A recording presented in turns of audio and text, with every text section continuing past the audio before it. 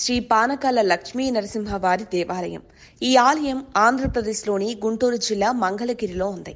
భారతదేశంలోని విష్ణువు 8 పవిత్ర స్థానాలలో ఒకటైన ఈ క్షేత్రం అష్టమహాక్షేత్రాల నరసింహ ఆలయాలలో ఒకటిగా ప్రసిద్ధి చెందింది.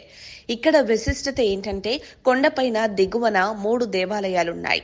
దక్షిణ భారతదేశంలోనే ఎత్తైన గోపురాలలో ఒకటైన ఈ దేవాలయ గోపురం ఎత్తు 153 అడుగులు, 49 అడుగుల వెడల్పుతో 11 అంతస్తులతో నిర్మించబడింది. ఈ ఆలయాన్ని పాండవ సోదరుడు యుధిష్ఠిరుడు స్థాపించాడని ఇక్కడి చరిత్రను బట్టి తెలుస్తోంది. దేవాలయ చరిత్ర పురాతన హిందూ మత గ్రంథాలలో ఒకటైన బ్రహ్మ వైవర్త పురాణంలో నమోదు చేయబడింది.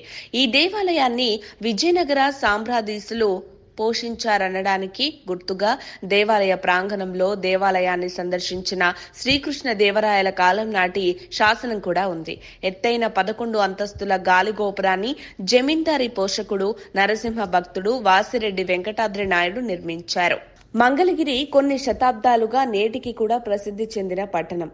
మంగళగిరి ఆలయం అనగానే పానకాల లక్ష్మీ నరసింహస్వామి గుర్తుకు వస్తాడు.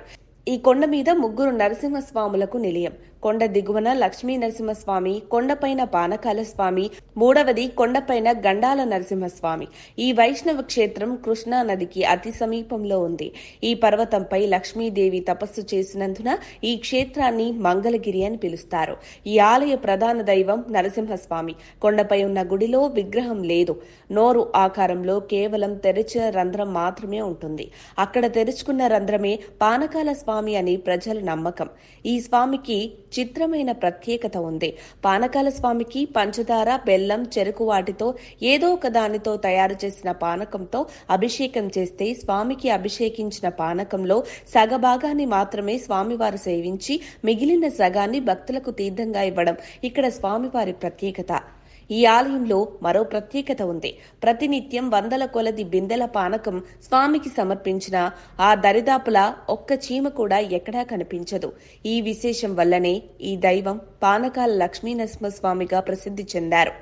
మంగళగిరి శ్రీ లక్ష్మీ నరసింహస్వామి వారి గాలిగోపురం ఆంధ్రప్రదేశ్ రాష్ట్రంలోనే అత్యంత ఎత్తైంది. ఈ గాలిగోపురం 2 శతాబ్దాలను పూర్తి చేసుకుంది. మంగళగిరి గాలిగోపురాన్ని తొలగించి దాని స్థానంలో మళ్లీ అదే రీతిలో నూతనంగా కొత్త గాలిగోపురం నిర్మాణాన్ని చేపట్టాలని ఆంధ్రప్రదేశ్ ప్రభుత్వం నిర్ణయించింది. 11 అంతస్తులతో 157 అడుగుల ఎత్తును కలిగి కేవలం 49 అడుగుల పీఠ భాగంతో గాలిలో టీవీగా నిలబడినట్టుగా కనిపిస్తూ సందర్శకులను అబ్బురపరిచే అద్వితీయ నిర్మాణం ఇది. దీనిని 1807 నుంచి 9 కాలంలో నాటి ధరణికోట జమీందారు శ్రీ రాజా వాసిరెడ్డి వెంకటాద్రి నాయుడు నిర్మించారు. ఈ గోపుర పీఠ భాగం పూర్తిగా రాతిచే నిర్మితమైంది. ఈ రాతి కట్టడానికి అన్ని వైపులా పగుళ్లు వచ్చాయి. మంగళగిరి గోపురాన్ని ఈ ప్రాంత ప్రజలు వారసత్వ సంపదగా భావిస్తుంటారు. శ్రీ లక్ష్మీ నరసింహస్వామి వారి ఆలయానికి ఈశాన్య దిశలో శతవర్ష పుష్కరిణి కూడా ఉంది. ఈ పుష్కరిణిని 1912 సంవత్సరంలో గుంటూరుకు చెందిన గొప్ప దాత అయిన శ్రీ ఉంజమూరి భవనాచారి గారు నిర్మించారు. ఈ లక్ష్మీ నరసింహస్వామి వారికి వార్షిక బ్రహ్మోత్సవం ప్రధాన పండుగ. ఇది ఫాల్గుణ శుద్ధ షష్ఠి ఫిబ్రవరి, మార్చి నుండి ప్రారంభమై 11 రోజుల పాటు జరుపుకుంటారు. అంటే చతుర్దశి నాడు ఆగమ శాస్త్రాల ప్రకారం శ్రీదేవి మరియు భూదేవిలతో నరసింహస్వామి దివ్య వివాహం ఇక్కడ జరుపుకుంటారు.